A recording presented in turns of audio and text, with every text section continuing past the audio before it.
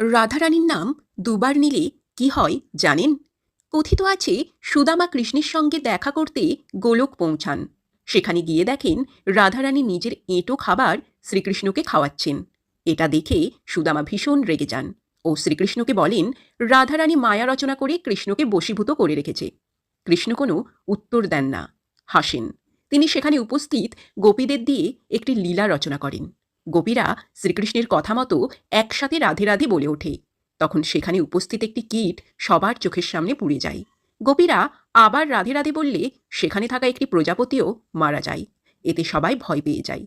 কিন্তু গোপীরা তৃতীয়বার রাধে রাধে বললে সেই প্রজাপতিটি একটি ফুটফুটে বাচ্চা মেয়ের রূপ নেয়। সুদামা বোঝেন রাধা কোনো সাধারণ নারী নন।